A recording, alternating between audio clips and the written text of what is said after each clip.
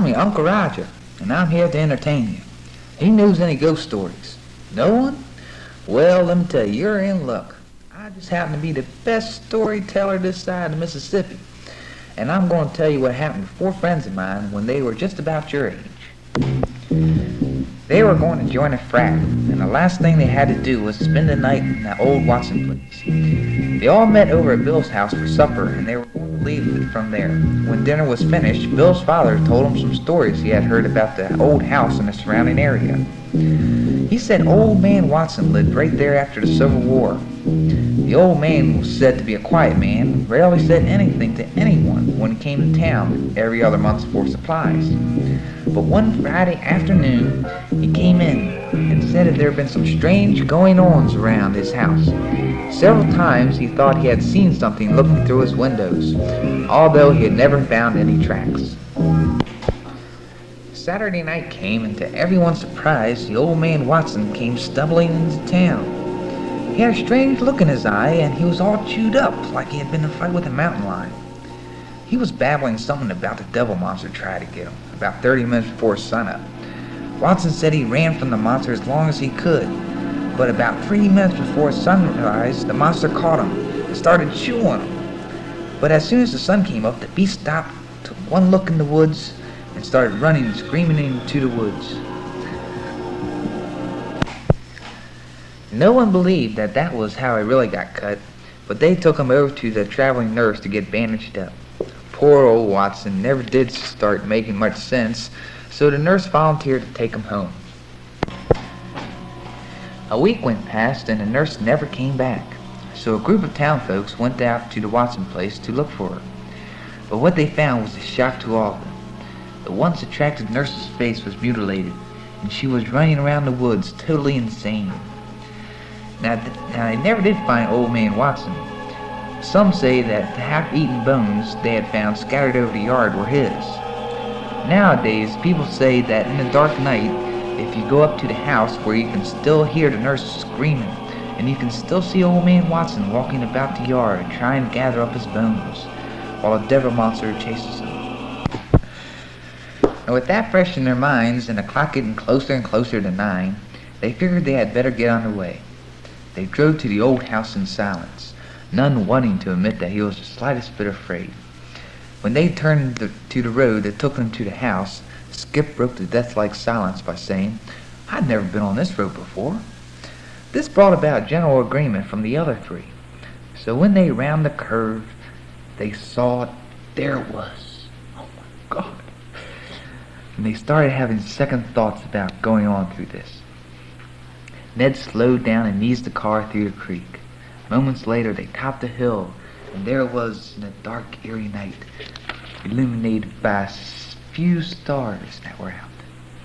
From an occasional growl, you could tell that their stomachs were turning, but they weren't sure if it was from nerves or from the mushroom, pepperoni sausage, and sauerkraut pizza they ate.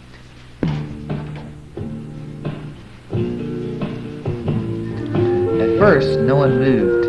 Then, as if it was predetermined, they got out one by one and walked up to the house.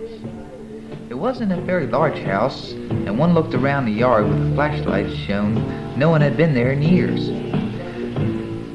Ned suggested that they got out and look around after they had gotten their sleeping bags.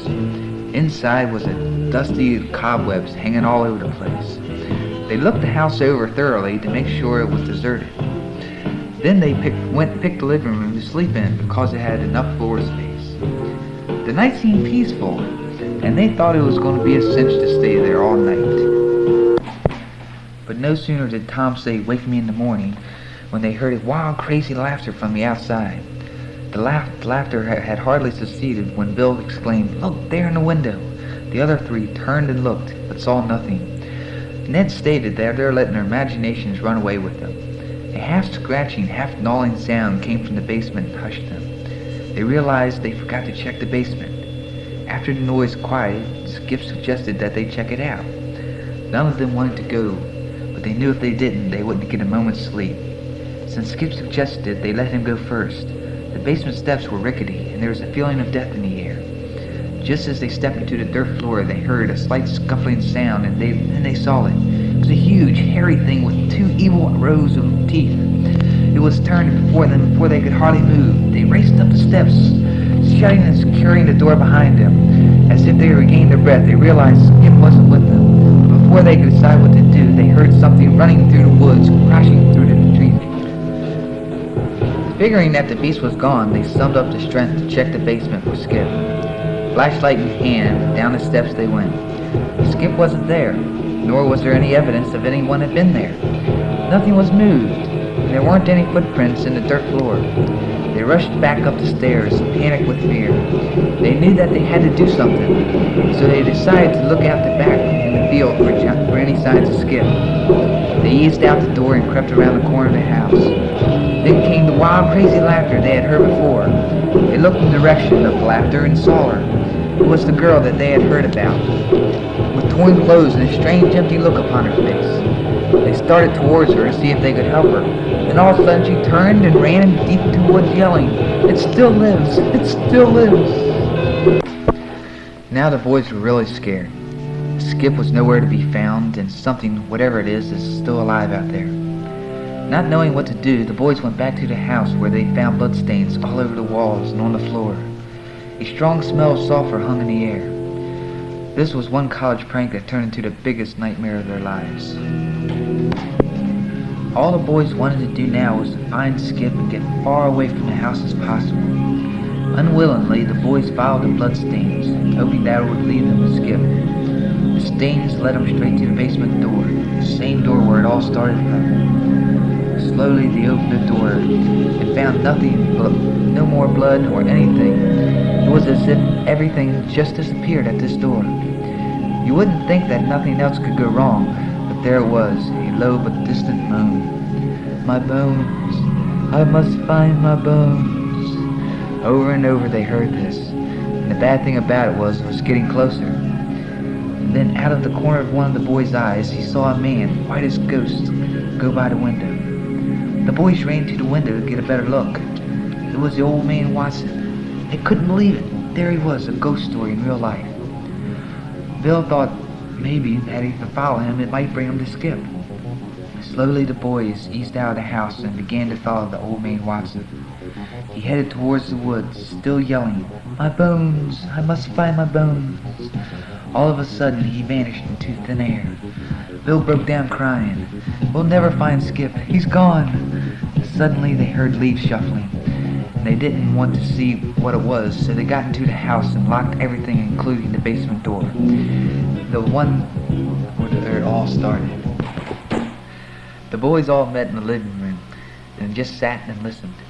Suddenly a loud scream came from the basement. The boys didn't move. The scream was getting louder and louder.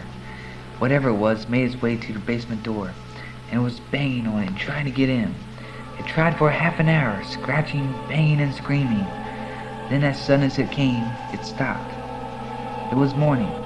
The longest night of their lives was over. After waiting for good sunlight, the boys packed up the gear and headed back home. They never found Skip, and to this day, nobody has ever gone back to the house until tonight.